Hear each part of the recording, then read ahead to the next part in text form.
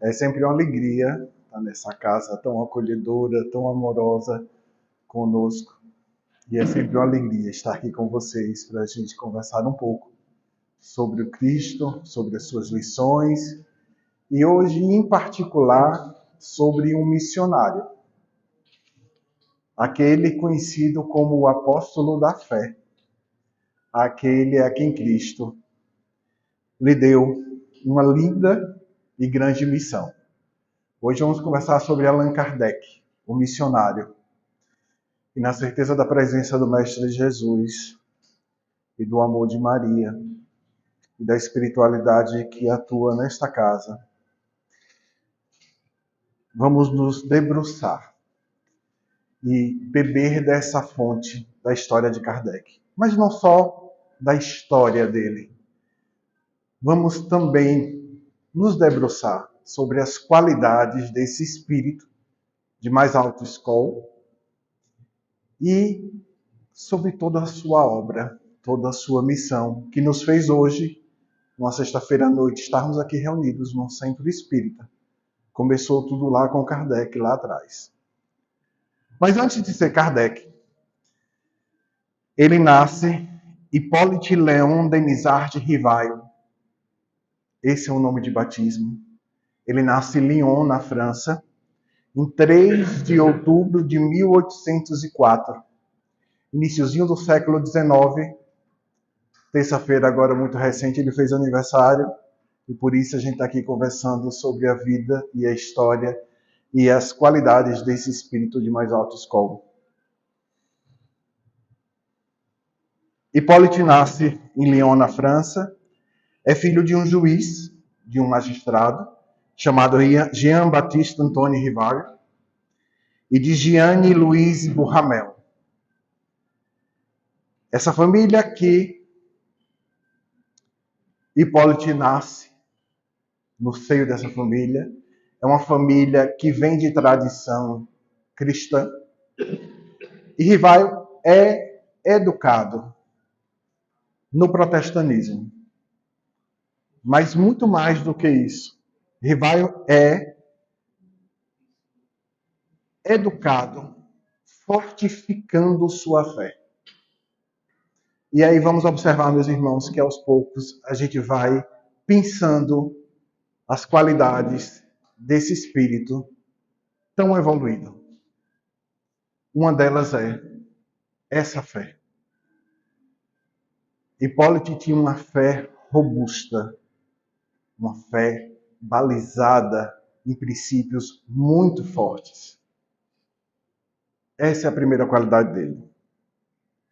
Só que desde jovem, ele demonstrou muita inclinação para os estudos, principalmente da ciência e da filosofia. Por conta disso, sua família pega e manda Hippolyte para a Suíça estudar no Instituto Pestalozzi. Mais especificadamente, em 1824, na cidade de Verdun, na Suíça.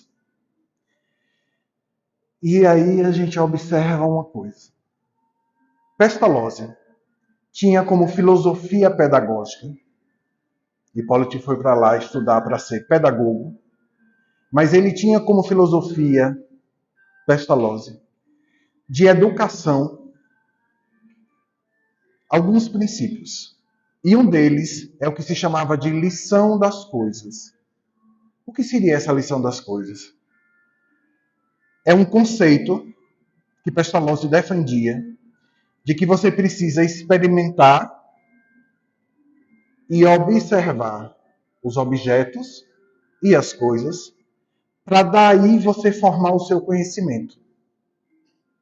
Observe. Allan Kardec, ainda Hipólito, tinha uma fé robusta. Vai estudar no Instituto, o Instituto Pestalozzi, que traz para ele essa filosofia de que ele precisa experimentar, ele precisa conhecer, observar o objeto, os fatos, para daí ele criar um conhecimento, para daí ele criar um conceito. Ele precisa ver, avançando um pouco os fenômenos mediúnicos, para daí formar uma ciência, para daí formar o conhecimento. Então, um homem de fé robusta e um cientista nato. Mas cientista com essa ideia de experimentação, de olhar, observar, experimentar, para daí criar o seu conceito, para daí criar seu conhecimento. Pestalozzi se forma, Allan Kardec ainda Hippolyte se forma no Instituto Pestalozzi, retorna para Lyon, na França. Ele retorna falando vários idiomas. Ele falava o alemão, o inglês, o holandês, o italiano e o espanhol, dentre outras línguas. Um poliglota. Inclusive, ele traduziu para o alemão várias obras francesas. Mais uma qualidade. Um homem extremamente culto. Um intelectual por excelência. Avancemos. Em 1831, ele ganha um prêmio, porque ele torna-se membro de várias sociedades da época, sociedades intelectuais, e uma delas é a Academia Real de Arras. Em 1831, foi concedido a ele o prêmio de honra por um ensaio intitulado, um escrito dele, intitulado Qual é o sistema de estudo mais em harmonia com as necessidades da época? Um homem de fé, um cientista nato, um intelectual, um homem que pensa à frente. Um homem que se educa para ser educador, mas que tem essa visão de uma reforma da sociedade como um todo. Então, observe como ele estava sendo preparado para a missão. E por conta disso, ele lançou vários livros. Vou citar aqui para vocês alguns desses. Ainda Hippolyte. Ele não tinha se tornado Allan Kardec ainda. Ele publicou o Plano Proposto para Melhorias da Instrução Pública, em 1828. O Curso Prático e Teórico de Aritmética, em 1824. A Gramática Francesa Clássica, em 1831. O Catecismo Gramatical da Língua Francesa, 1848. E os Ditados Especiais sobre as Dificuldades Ortográficas, em 1849. E daqui a gente pode extrair uma qualidade, mais uma qualidade de Kardec, que é a credibilidade. Ele tinha excelência naquilo que ele fazia e naquilo que ele dizia. Ele tinha uma credibilidade na sociedade francesa, com os escritos, com aquilo que ele dizia, com aquilo que ele escrevia e com as ideias que ele propunha. Um homem de fé, cientista nato, intelectual, culto por excelência e com credibilidade na praça. Como Jesus é perfeito. Como ele vai arrumando aquele que a gente chama de missionário, mas que Jesus chamava de apóstolo da fé. Avancemos. Em 1828, junto com sua esposa, já casado, aqui ele tinha 24 anos, a esposa dele se chama Amélie Gabrielle Boudot, 9 anos mais velha do que ele funda, junto com a esposa, um estabelecimento de ensino e começa a lecionar para as pessoas. Porque ele era nato, professor, educador. Só que em 1830, 2 anos depois que ele funda o seu colégio, o seu liceu, o seu local de ensino, ele aluga uma casa na rua Sèvres, em Paris, e começa a oferecer gratuitamente cursos de química, física, anatomia comparada, astronomia, etc. Opa, mais uma qualidade. Um homem caridoso. Um homem de fé, cientista nato, intelectual, com credibilidade e caridoso. Ensina sem receber nada. Dá sem esperar nada em troca. A essência da caridade.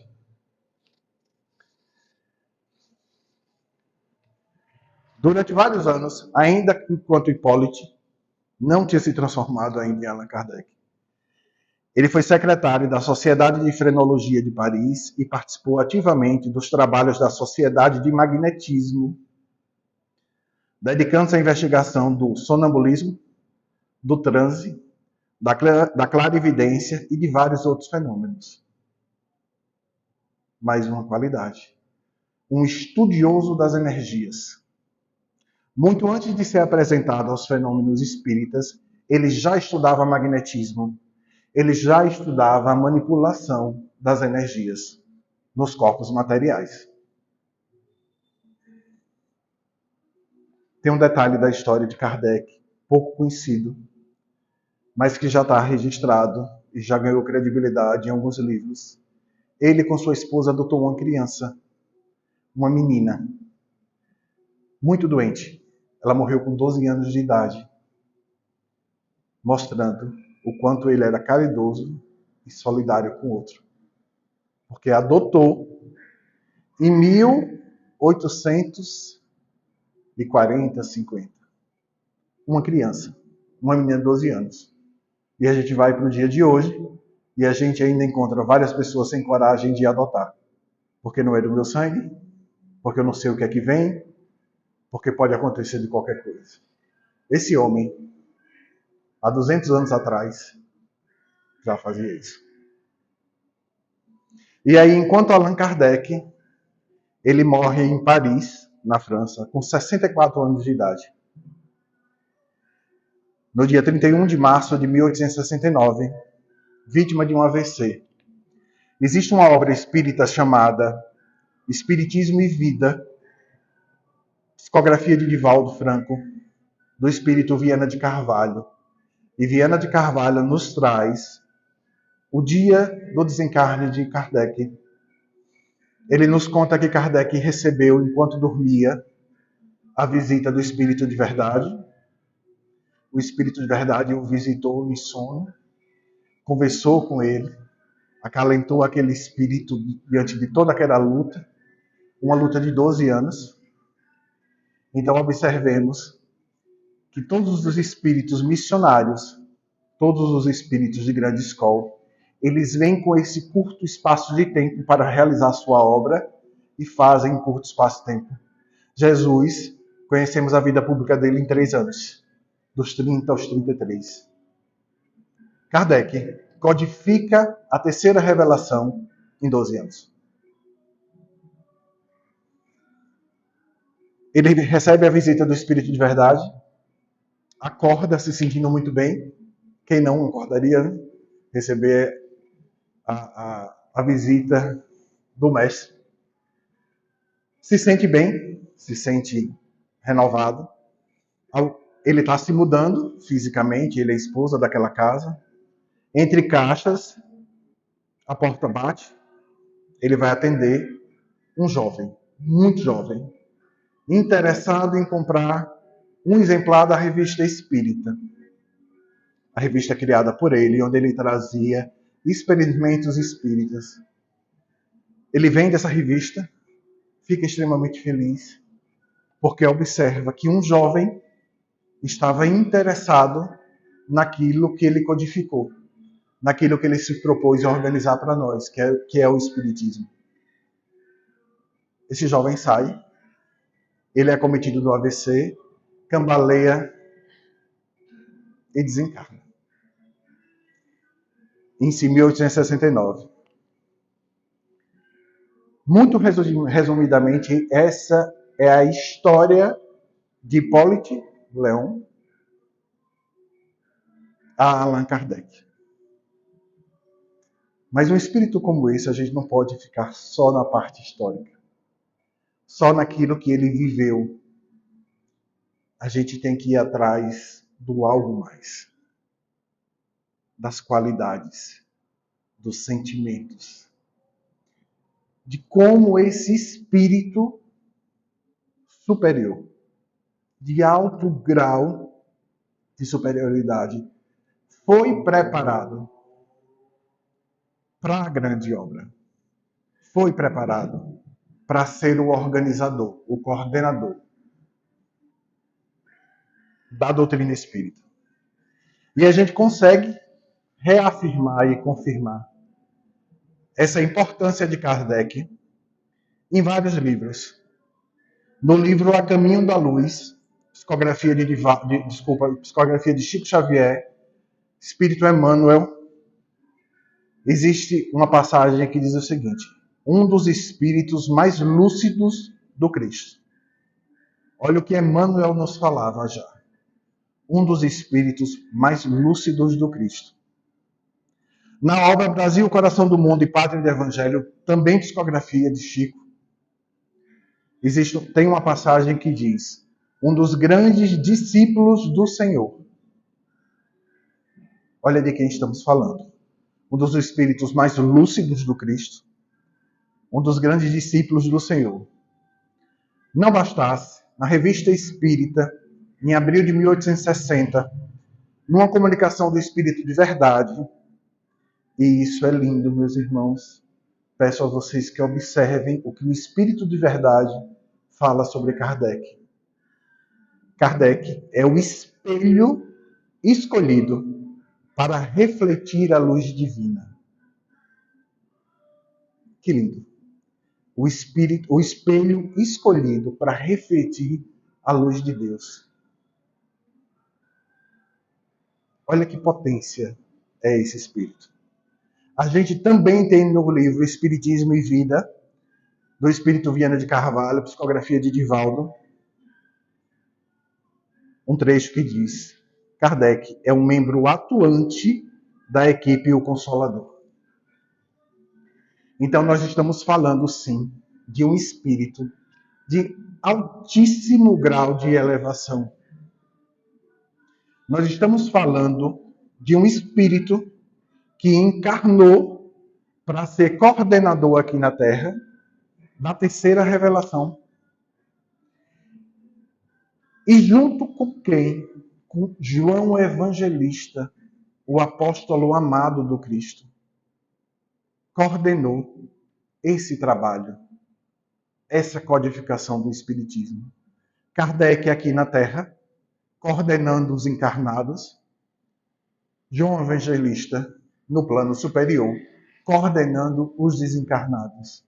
É tanto que no livro dos Espíritos, os prolegômenos, a primeira pessoa a assinar os prolegômenos é João Evangelista, dentre outros espíritos de mais alto nível. João Evangelista, que a gente sabe que foi em reencarnação, reencarnou como Francisco de Assis, lindamente, né? Espírito amigo do Cristo.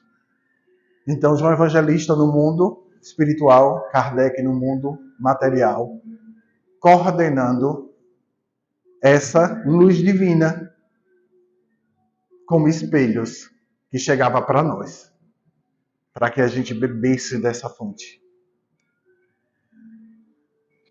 E tem uma passagem do livro Cartas e Crônicas do Irmão X, que era o pseudônimo de Humberto de Campos. Nesse livro, Humberto de Campos traz para nós o fato histórico acontecido no mundo espiritual no último dia do século XVIII, 31 de dezembro de 1799. Virada para o século XIX, quando é nos trazido o Espiritismo, quando é nos trazida a terceira revelação. Existe uma reunião no plano astral, onde os mais altos escolos, onde os mais altos espíritos estavam reunidos para preparar a chegada da terceira revelação. Eu vou citar aqui alguns dos nomes que lá estavam: Sócrates, Platão, Aristóteles, Apolônio de Tiana, Orígenes, Hipócrates, Santo Agostinho, Fênelon, Giordano Bruno, Tomás de Aquino, São Luís de França, Vicente de Paulo, o Santo Vicente de Paulo, Joana d'Arc, reencarnação de Judas Iscariote, Teresa d'Ávila, Cristóvão Colombo, Galileu, Dante Alighieri, tinha um grupo de espíritos um pouco mais, não inferiores, mas que não estavam no patamar. Maria Antonieta, rainha da França, Robespierre, Danton, Madame Roland, André Chernier, Bailly, Voltaire, Rousseau. Mas também tinha espíritos que estavam encarnados aqui na Terra e que, em desdobramento, foram participar da reunião. Um deles, Napoleão Bonaparte, que veio com uma missão importantíssima de preparar a Europa para a chegada do espiritismo e que falhou, em parte, a sua missão, porque foi tomado pelo orgulho e pela vaidade. E por isso terminou seus dias exilado numa ilha e depois assassinado. Porque a missão dele aqui era preparar a Europa, unir os países europeus para a chegada do Evangelho, segundo o Espiritismo, do Livro dos Espíritos, do Livro dos Médiuns, da Gênese e de todos os livros que fazem parte da base da doutrina espírita. Só que quando essa reunião estava acontecendo, Irmão X nos traz essa informação que se abre um clarão, como se fosse uma estrada, ligando aquele ambiente a algo mais, ao lugar mais alto.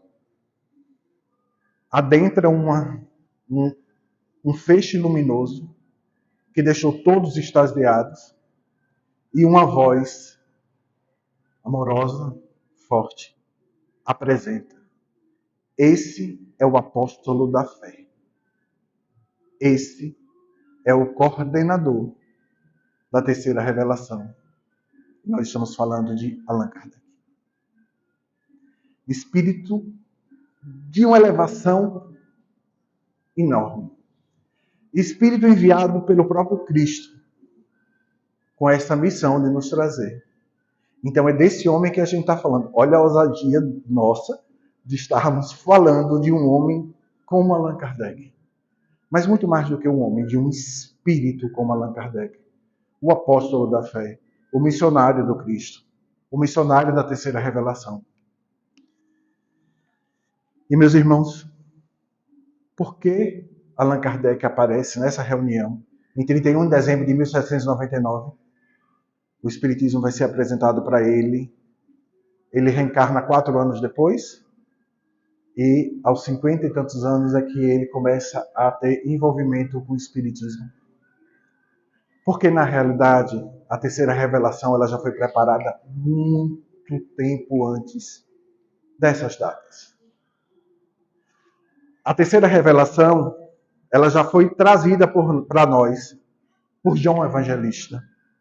No seu Evangelho, está lá na Bíblia, capítulo 16, quando João Evangelista nos conta sobre a Santa Ceia, a última ceia de Jesus com seus apóstolos, onde ele senta para partilhar, para entrar em comunhão de alma e de espírito. João Evangelista nos diz que o próprio Cristo disse: quando vir o Espírito de verdade, falará o que digo e dirá coisas novas. Então observe. Vai vir o Espírito de verdade. Jesus já anunciava lá na Santa Ceia, um pouco antes de ser crucificado. Ele falará o que eu digo, o Mestre Jesus, e dirá coisas novas. Então, 1800 anos antes de Kardec, a terceira revelação do Espiritismo já estava sendo preparado para nós. E por que a gente fala sempre terceira revelação, meus irmãos? Sabemos que a primeira é Moisés, vem através de Moisés, com os 10 mandamentos, com o decálogo. A segunda grande revelação é o próprio Cristo encarnado, um grande codificador, porque se a gente pegar o Evangelho do Cristo, ali vai estar codificado as leis divinas, as leis de Deus. Jesus codifica isso para a gente e dá mastigadinho. E a gente tem 2023 anos e ainda não entende muita coisa. Né? E ele, quando encarnado, promete a terceira revelação, que dirá coisas que ele fala e mais outras coisas. Esse é o Espiritismo. Joana de Ângeles veneranda desta casa.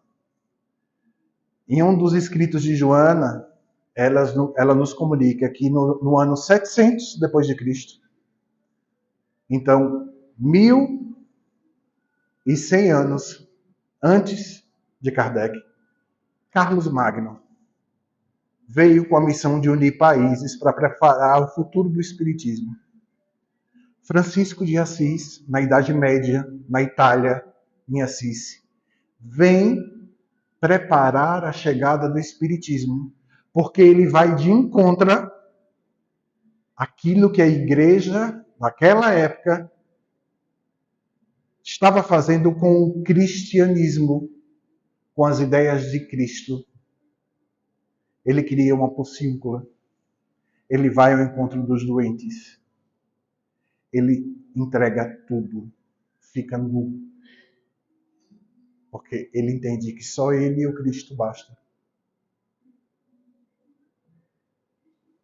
Completamente contra, na contramão daquilo que estavam fazendo com o cristianismo, o luxo, o poder, associação com monarquia, com os reis, o Estado e a religião se confundindo, o poder tomando conta.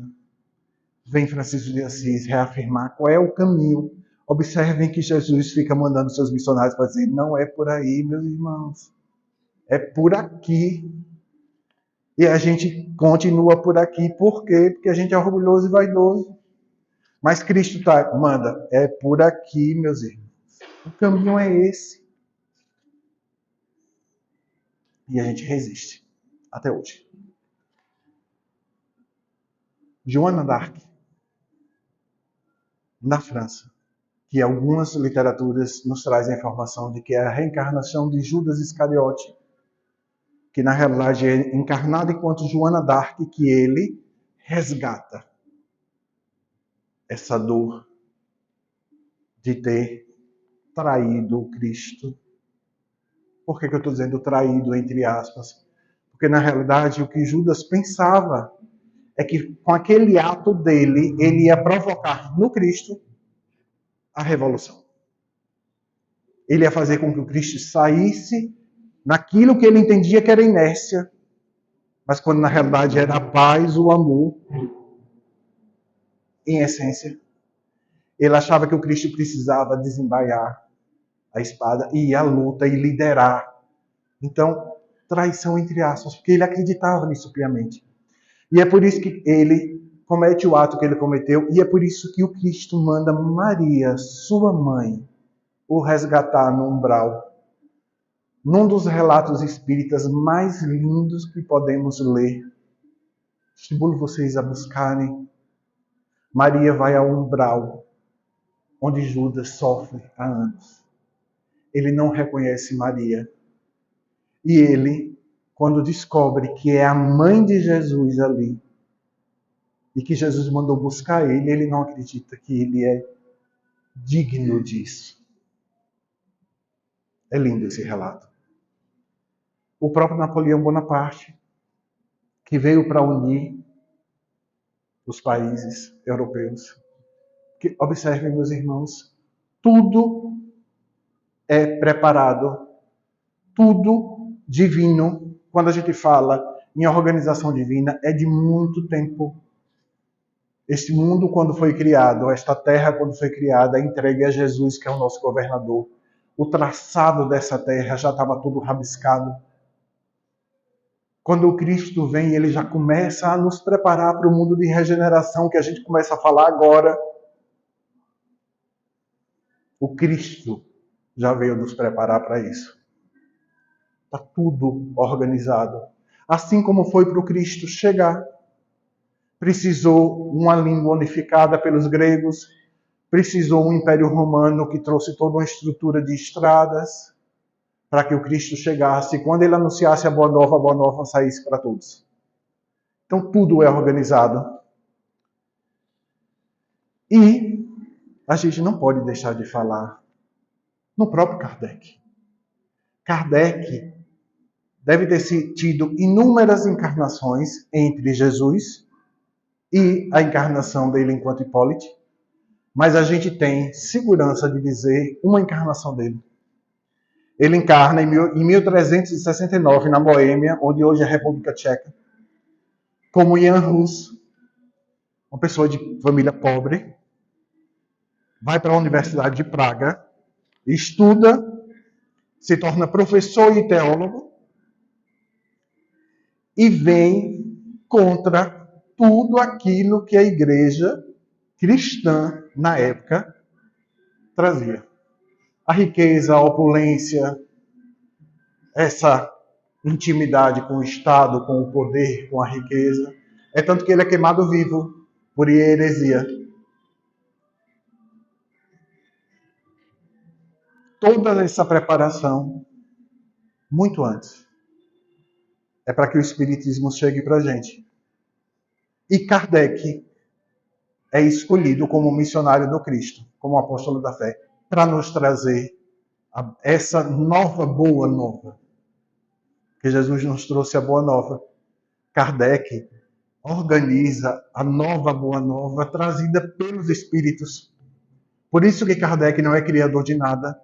Kardec só organiza aquilo que os Espíritos trouxeram para ele. A doutrina espírita é dos Espíritos, é de Jesus.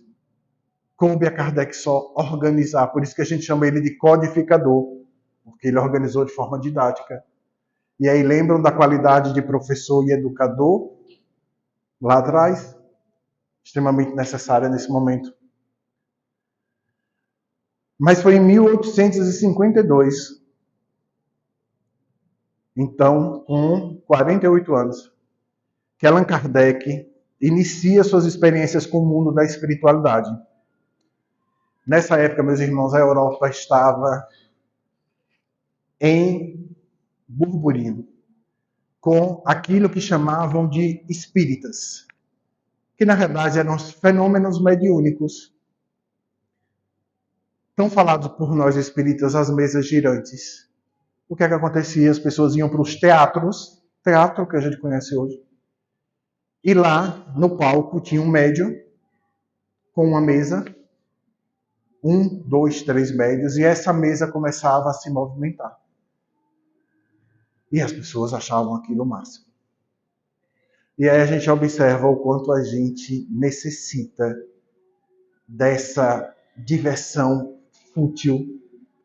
Assim eram os romanos que se divertiam vendo os outros morrerem.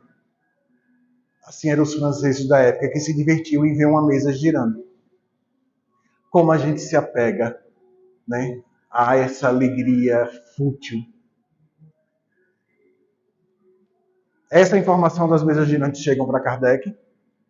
Kardec, a princípio, não se interessa. Por que ele não se interessa? Porque ele é estudioso do magnetismo.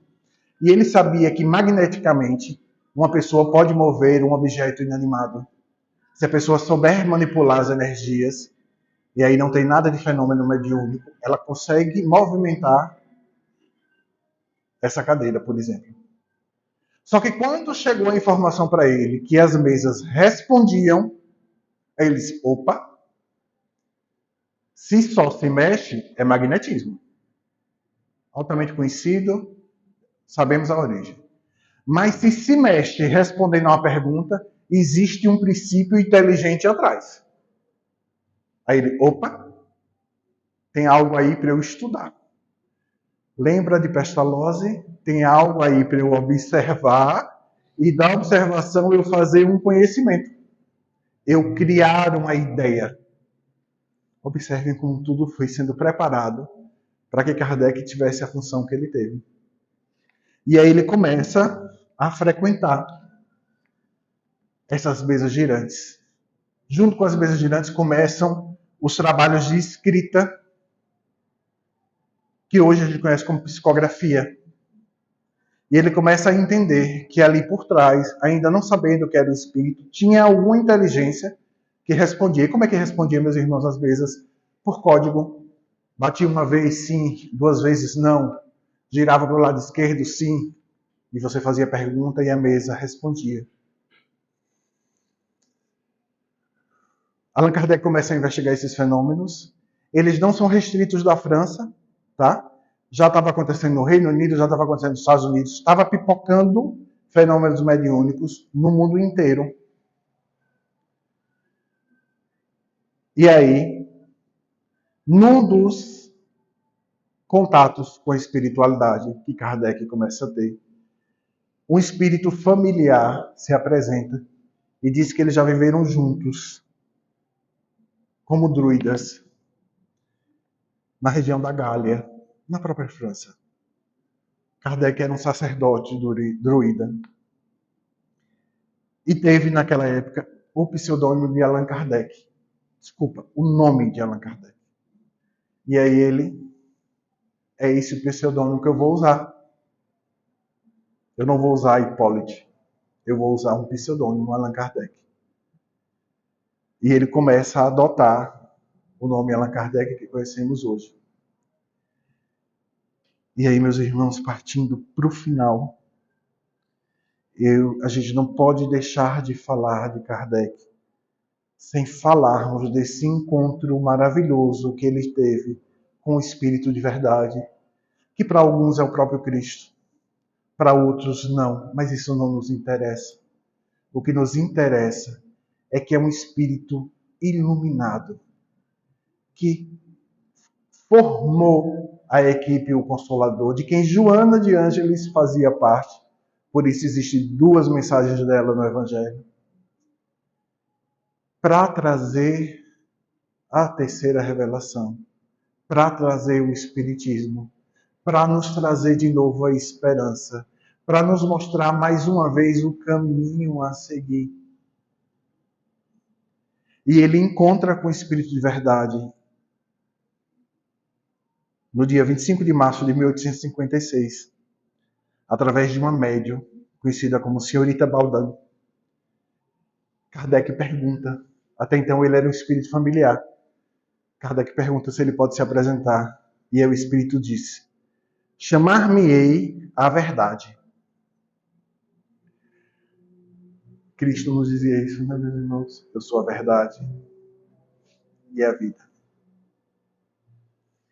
Chamar-me-ei à verdade todos os meses, aqui, durante 1/4 de hora, ou seja, durante 15 minutos, estarei à tua disposição. Olha o que Kardec estava começando. Uma doutrina onde existem 5 livros como base, e ele tinha contato com o Espírito de Verdade, 15 minutos, uma vez por mês. Então ele não teve facilidade, não. E aí, meus irmãos, mais uma característica de Kardec: firmeza. Que vem da fé que ele tinha. Um homem firme no seu propósito. E o Espírito de Verdade. E ele, Kardec, no livro Memórias Póstumas dele, traz um escrito de Kardec falando do Espírito de Verdade. Eu vou pedir licença aqui para ler para vocês. Kardec diz: a proteção desse espírito, cuja superioridade eu então estava longe de imaginar, jamais de fato me faltou. A sua solicitude e dos espíritos que agiam sob suas ordens se manifestou em todas as circunstâncias da minha vida.